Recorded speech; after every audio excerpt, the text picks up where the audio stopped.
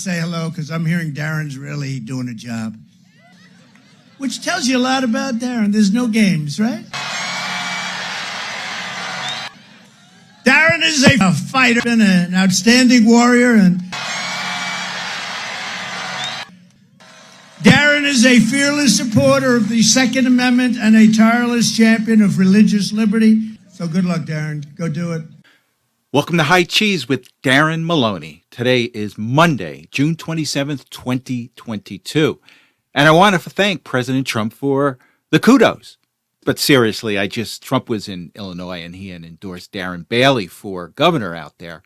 And I just, made some clips just to have some fun with it. So I hope you enjoyed it. I had fun doing it. But let's get down to serious business. And the hits keep on coming.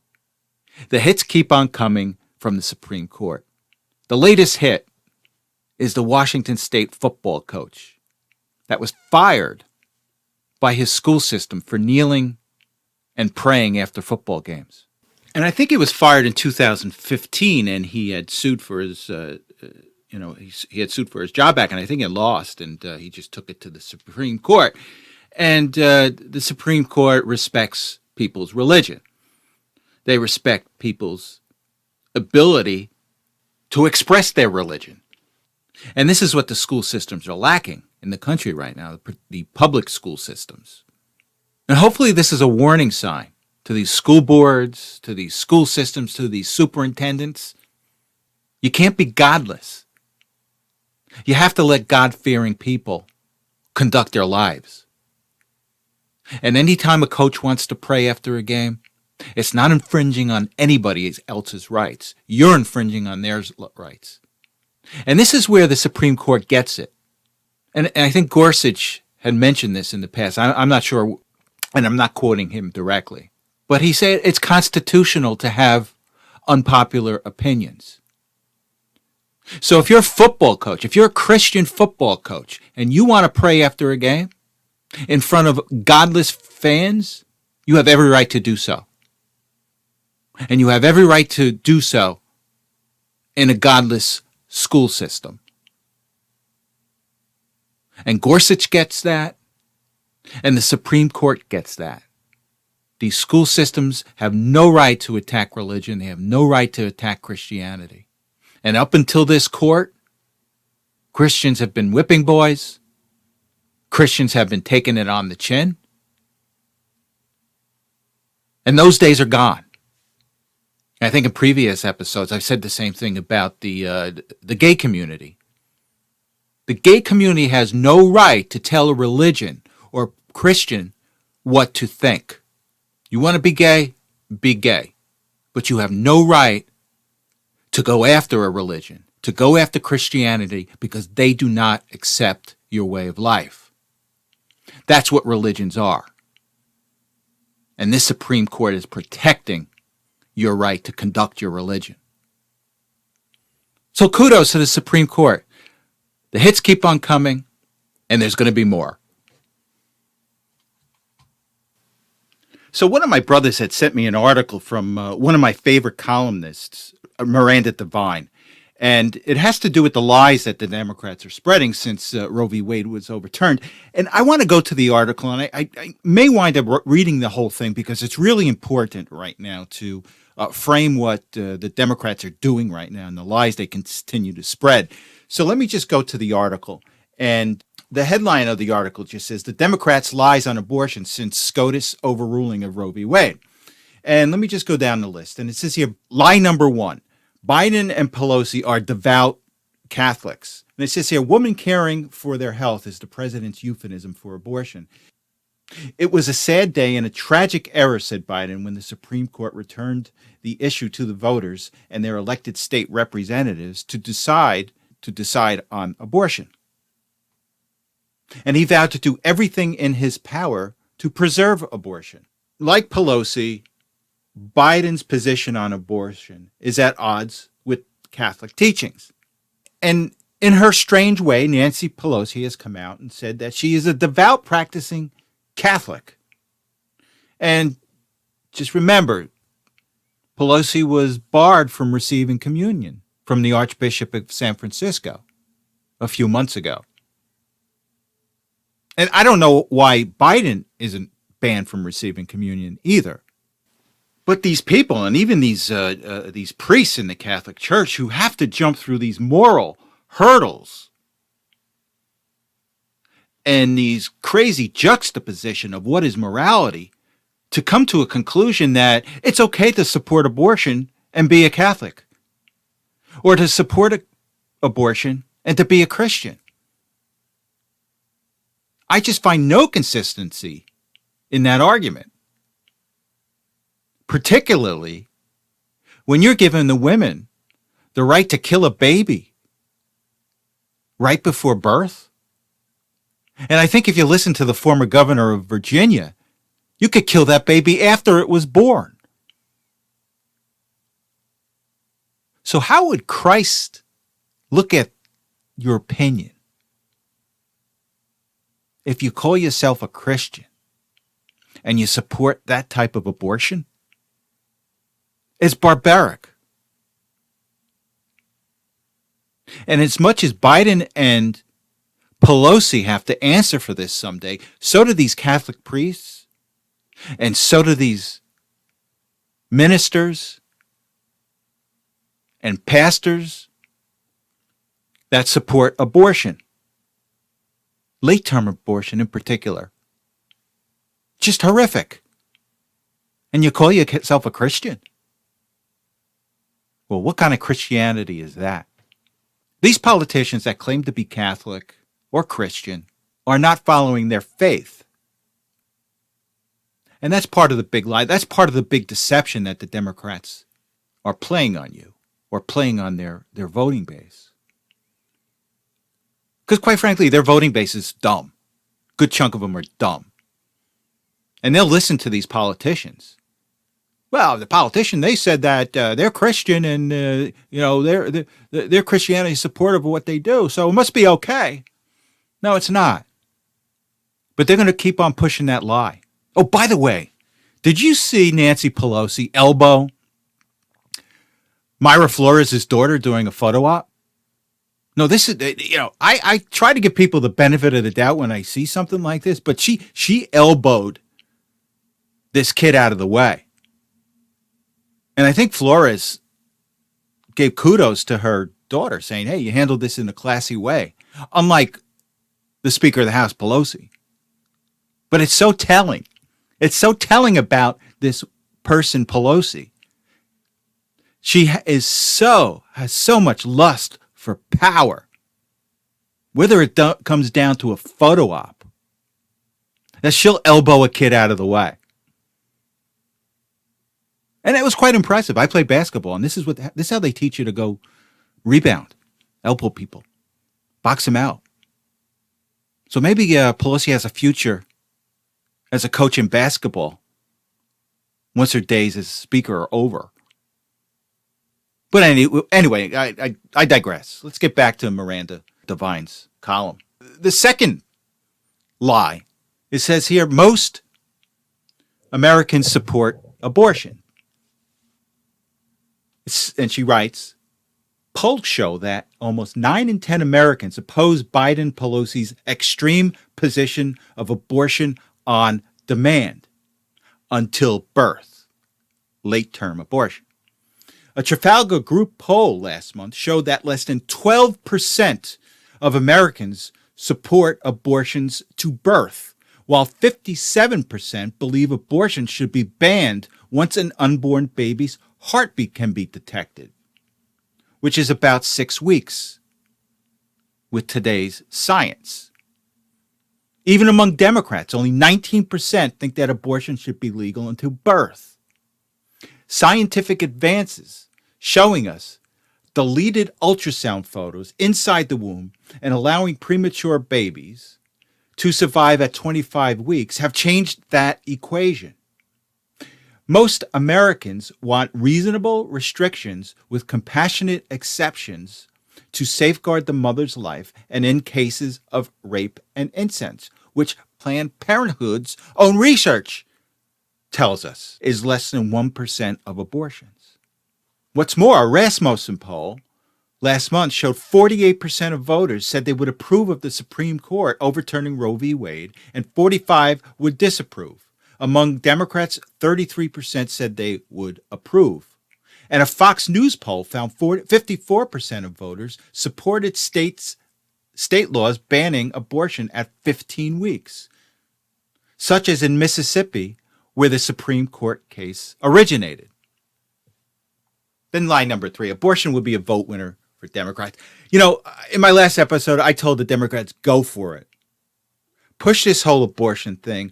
Push this unlimited access to abortion until birth, and you'll see Hispanics move quicker than they are to the Republican Party. Hispanics are Christian, they're religious, and they value life. And push this death agenda on them and see how they vote in November. So I want you to push on this. Push on this, Democrats. No, line number 4. Christo-fascists bought this on. And it says here, the truth is Democrats strayed too far from public opinion. Where once the phrase safe, legal, and rare summed up a palatable position from Democrats, they allowed extremists to push it to abortion at any time for any reason, including for sex selection, and to get rid of Down syndrome babies, which is opposed by 70% of Americans, according to the Knights of Columbus survey last year. And let me tell you a little bit about Down syndrome kids. They're great kids. I had a dear friend of mine in college. His father ran a center for Down syndrome kids, and I had the pleasure to be around some of these Down syndrome kids. And, the most wonderful thing about these kids is that they're self-aware. And they're wonderful people. They have personality. They have great personalities. And I have found it so distasteful when I found out that there were parents that were boarding their kids once they found out that their kids had Down syndrome. And I'll tell you, not only is it you're snuffing out a life, but you're taking a wonderful experience of being able to raise a Down syndrome kid. Because they are really good kids. But that's the Democratic Party for you. Oh, I don't want a brown-eyed kid. Let's kill it. I don't want a blue-eyed kid. Let's kill it. And then let's go to lie number 5. It says abortion is a constitutional right, and contraception and gay marriage are next on the chopping block. And Miranda goes on to say that's just wrong.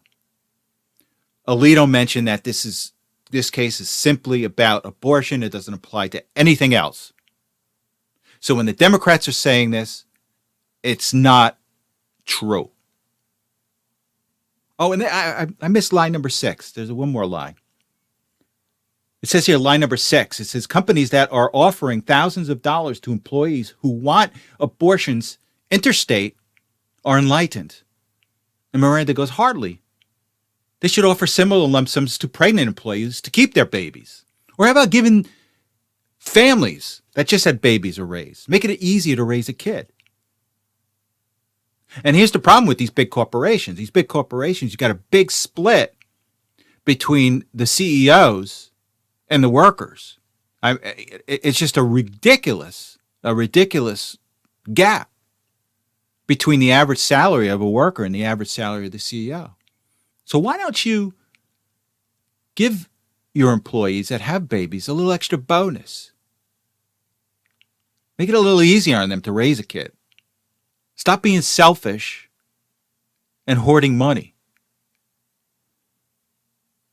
That's the enlightened thing. Not paying your employees to kill babies. Make it easier for your employees to have babies and have a family and meet the American dream. But again, you have to understand from most of corporate America today, and I'm talking about big business and big tech, they couldn't care less if you reach the American dream. They couldn't care less. It's all about maintaining their own power. It's all about maintaining their ability to be part of the merger between the Democratic Party and big business. That's what's important to them. You're not. So just remember that. And before I switch subjects, I just want to play a clip from Kristi Noem. Kristi Noem is the governor of South Dakota, and she really brings clarity to this subject of abortion and the Roe v. Wade overturn. So what I want to do is I just want to play a clip, and she's being interviewed by Martha Raddatz.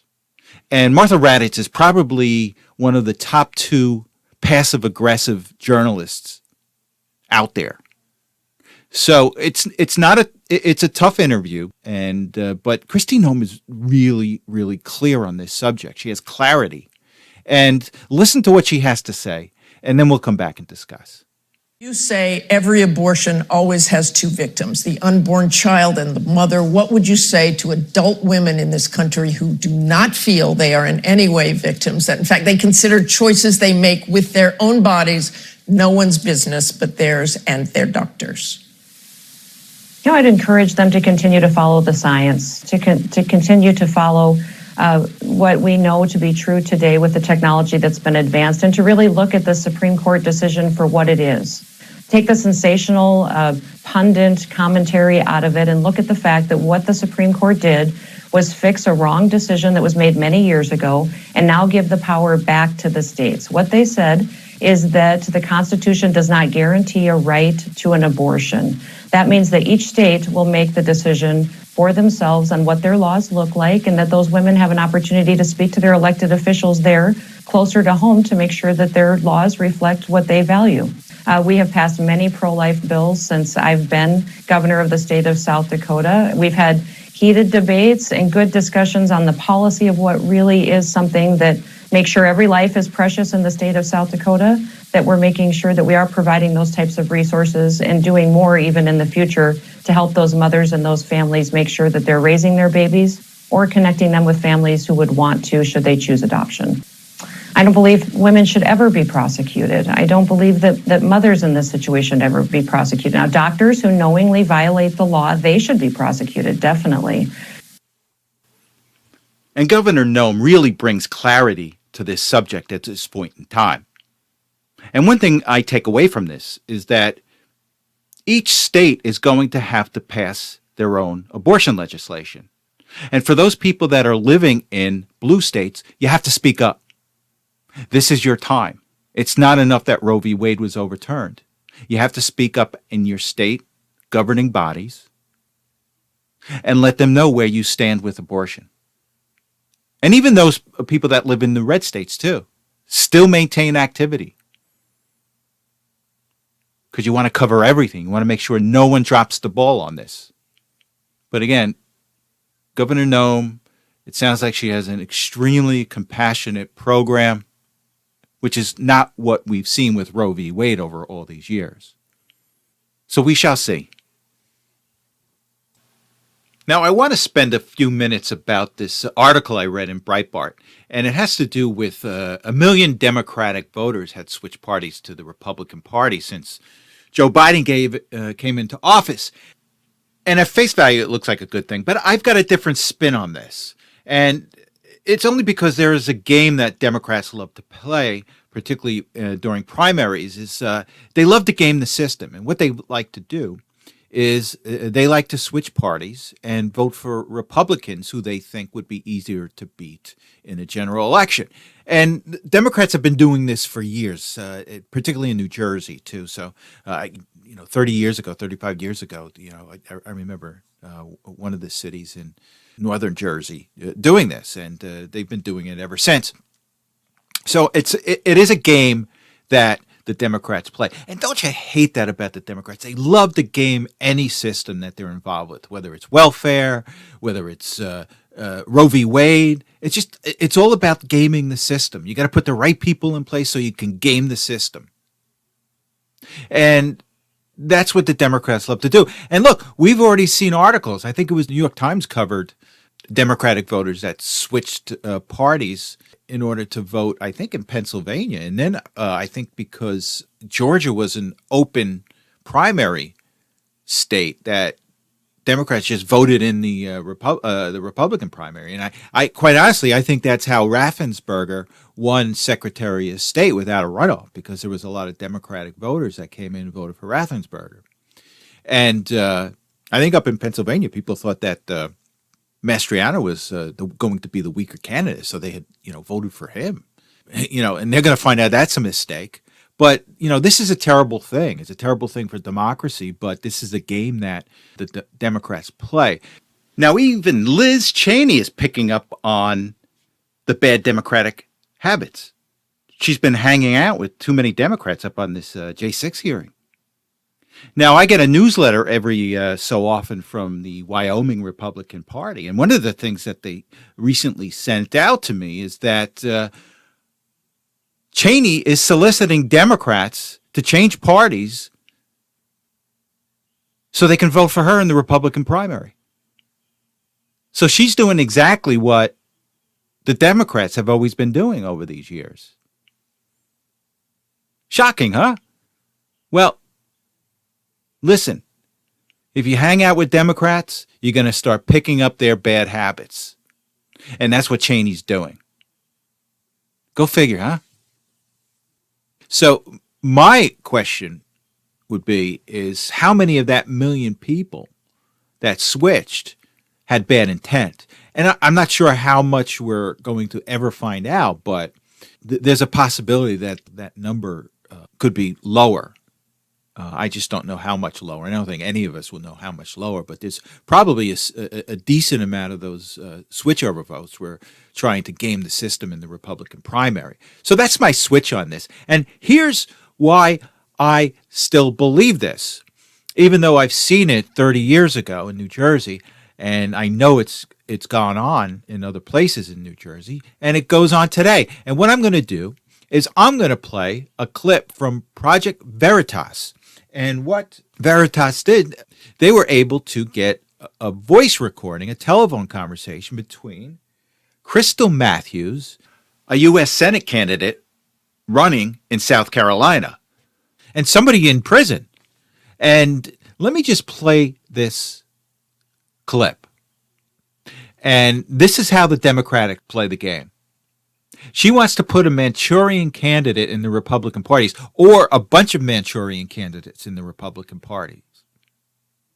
And this is how they work. This is what we are up against, because this is their religion. And people, acolytes, will do anything to keep their religion going, whether it's gaming the system Republican primaries or putting Manchurian candidates within the Republican primary. So let me just play this clip, and then we'll come back and discuss. And thank God for Project Veritas. We need some secret sleepers. Like we need them to run as the other side, even though they for our side.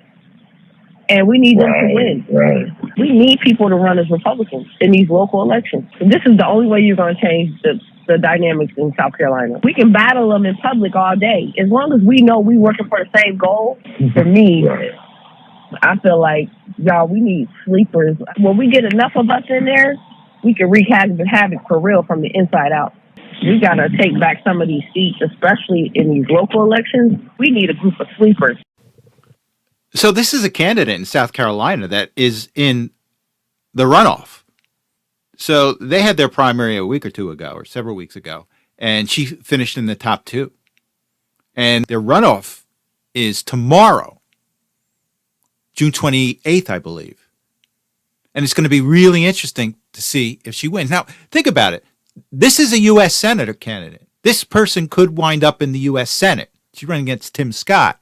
I don't think it's going to happen, but there's a possibility that this person could wind up in the U.S. Senate. And you don't think that these conversations are already going on in the U.S. Senate? These conversations are going among Democrats, lobbyists, and certain members of the bureaucracy. We call them rhinos. So they're already here. And this is the great thing about Donald Trump. Donald Trump is exposing all of these people to the point where they're just, they're admitting it. Yep, we do sleepers. We believe in infanticide. And that's the magical thing about Trump. He's just exposing these people, these evil people, about their intent. He gets them to the point where they just admit everything. Now, of course, MAGA is helping, and MAGA is really pushing the ball on all this. But from a symbolic standpoint, it's been Trump. We're just continuing to carry the ball. I'm really interested in seeing what happens tomorrow night in this runoff. So let's see what happens. Because quite frankly, this could be an indictable offense. The other thing that I didn't play is that she's already talking about coordinating illegal campaign contributions. So isn't it funny that you've got these J6 hearings going on about Trump, and I didn't play the clip. Maybe I will in another episode. But you've got a U.S. Senate candidate talking to somebody about violating election laws, election finance laws. And is her house raided? Well, maybe we'll find out tomorrow. I don't think it will be. So we shall see. Well, speaking of Donald Trump, he was in Illinois on Saturday, and he was really good. So let me just play a minute or two from his rally on Saturday in Illinois, and then we'll come back and discuss. The Democrat Party have failed to forcefully condemn the violence and threats and hold the perpetrators accountable. There could be no greater illustration of the two-tiered system of justice. We've never had anything like what's going on right now that we have in our country than the fact that at the very moment the radical Democrats were staging a ridiculous fake trial over January 6th, their party leaders are saying nothing about the violent intimidation of the United States Supreme Court. They refuse to talk about it. They refuse to do anything. As you have seen, the vile group of unhinged partisans and craven lunatics on the Unselect Committee are pushing a fake and fabricated narrative based on doctored video, lies, and testimony that is totally uncontested by cross-examination. The lies are unbelievable. It's a disgrace to our country. A bunch of rhinos get up. They're going to make their name big for a day. Everything they're showing is ripped utterly out of context, such as when Liz Cheney, a real loser she is, cut out the part of my quote in a speech that I made, a certain speech, that said that their voices should be heard peacefully and patriotically. She left those words out. Would you say that's nice? She left them out. It's a sham. Think of that. She left out the words peacefully and patriotically. And why didn't Nancy Pelosi and the mayor of Washington, D.C. accept my offer on January 3rd, 3 days before, of 10,000 soldiers or National Guard or more to protect the Capitol? You know, they are in charge of security. And they said, she's off bounds. We don't ask her any questions. If they had sent those soldiers, even if they had sent 1,000, not 10,000 or 20,000, January 6th would not be January 6th as we know it. But they won't talk about it. They refuse to mention that. It's all just a continuation of the fake Russia scam, impeachment hoax number 1, impeachment hoax number 2, and the fake Mueller investigation. You remember, after 2.5 years, no collusion. We found no collusion. 18 angry Democrats, all prosecutors, they found no collusion. 2.5 years. The Russia hoax was the greatest in history. There's never been anything like it in the history of our country, where they totally fabricated and made up stories that didn't exist. They spied on my campaign. They got caught. And these rhinos are in many ways worse than the Democrats because you don't really know where they're coming from. You know, you don't know where they're coming from. Kinzinger, by the way, is out. He quit. Never forget, everything this corrupt establishment is doing to me is all about preserving their power and control over the American people. If I renounced my beliefs, which I won't do, if I agreed to stay silent, if I stayed at home, if I said that a corrupt election was wonderful, the persecution would stop immediately. They'd say, good luck, let's go on to the next victim. But I can't do that because I love our country far, far too much. Isn't it funny? After all these hearings, all this waste of time, all it takes is a 2 to 3 minute segment by Donald Trump just to blow this to smithereens. Just to blow this whole narrative to smithereens. That's how weak their case is. That's why they have to doll it up to make it look like some type of game show or something, some type of soap opera. In our next episode of Get Trump. But Trump is going to win. We are going to win. Okay, let's take a quick look at stocks. The Dow is down today 0.2% to 31,438 and 20.26. Year to date, the Dow is down 13.48%. The S&P was down today 0.3% to 3,900.11. Year to date, the S&P is down 18.17%. The Nasdaq was down today 0.72% to 11,524.58. Year to date, the Nasdaq is down 26.34%. Oil futures are trading right now at $110.55. And right now it is 10 o'clock in the evening on Monday, June 27th, 2022. Gold futures are trading at $1,826.30 an ounce, and silver is trading at $21.12 per ounce. The G7 met this week, and they decided that they were going to ban imports of Russian gold. And it didn't have any effect on the gold price today, or very little effect on the gold price. I think Russia produces, I think, 10% of the world's gold. They're definitely in the top 4, top 5 of gold producers in the world. But you know, that's where we are with gold in them. And I think, like many of the other sanctions that were put on Russia, they just don't seem to be working. The interesting thing is all the financial media was making a big deal about, Russia is defaulting on its debt.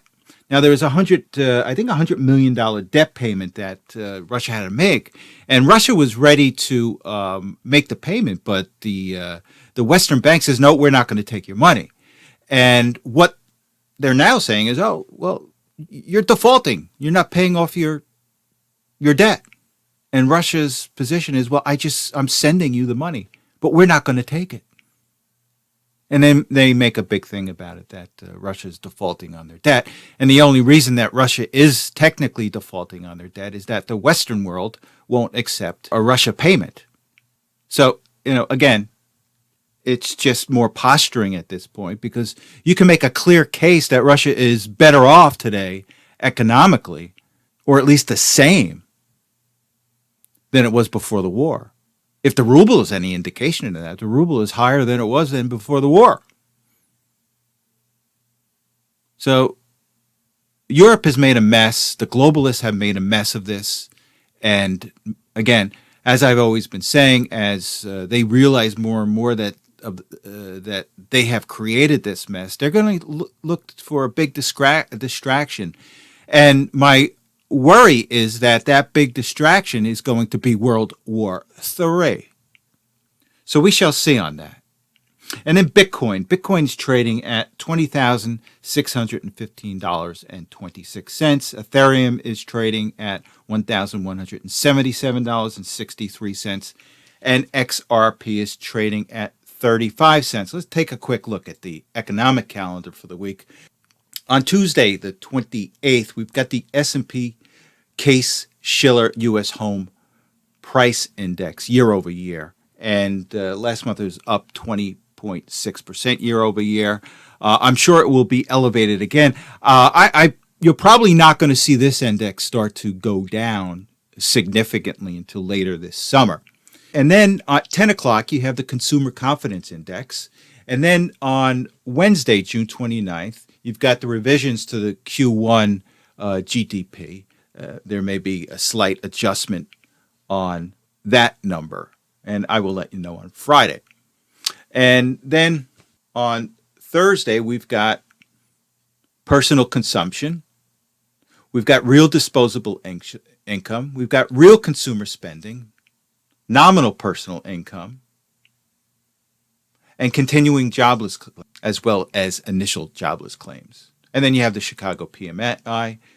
And then on Friday, July 1st, we've got the S&P Global U.S. Manufacturing Index. We got the ISM Manufacturing Index, and we have construction spending.